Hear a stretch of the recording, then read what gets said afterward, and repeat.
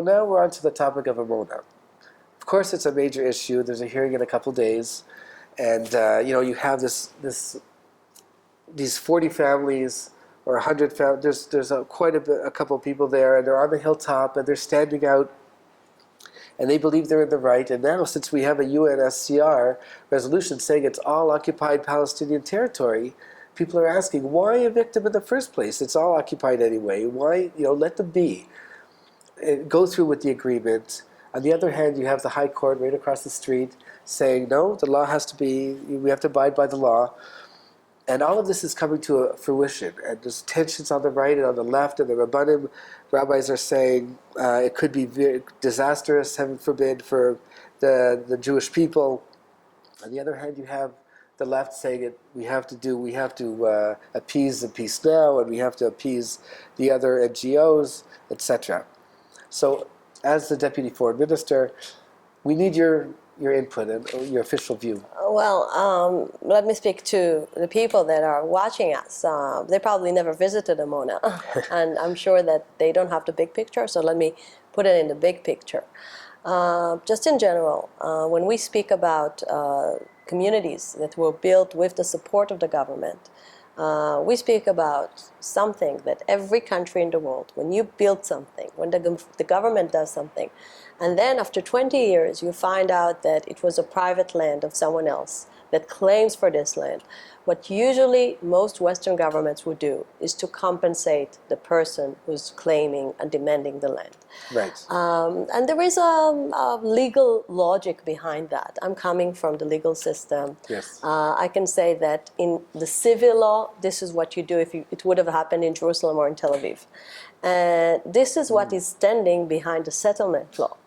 Everyone is speaking about the settlement law, making a big deal out of it. And I want to say you, as a jurist, this is about justice.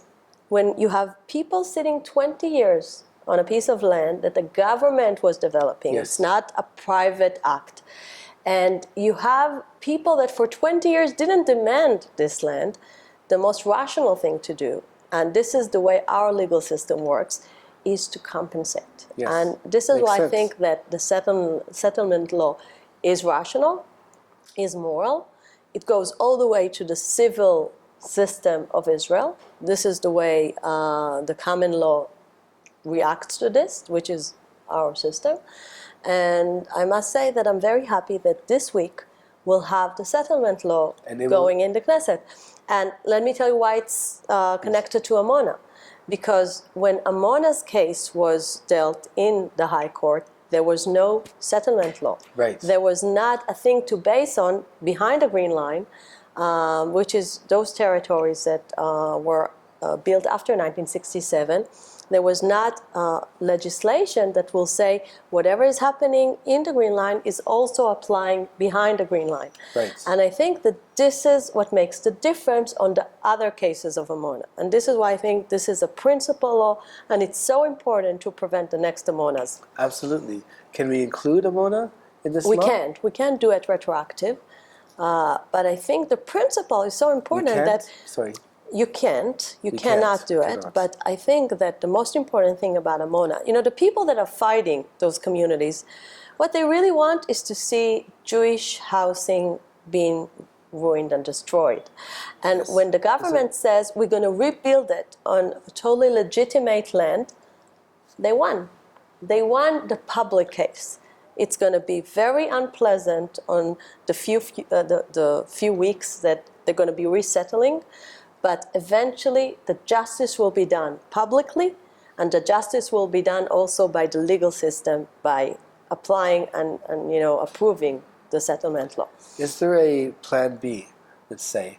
Is there a plan B in case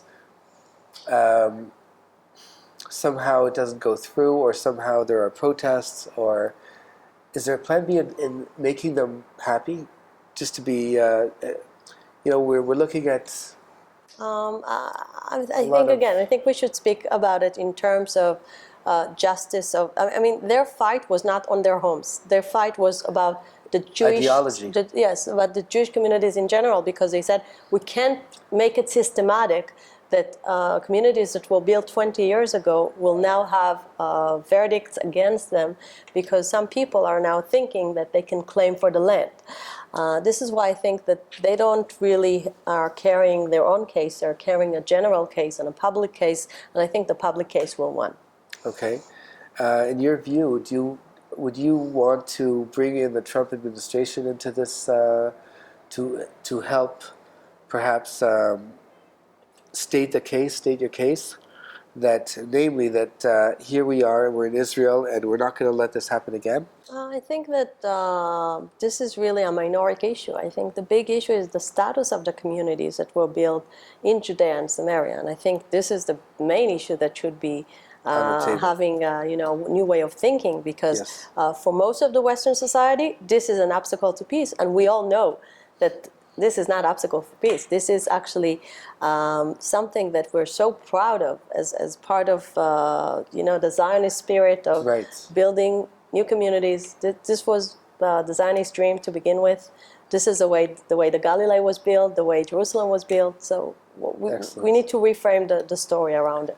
Okay, thank you.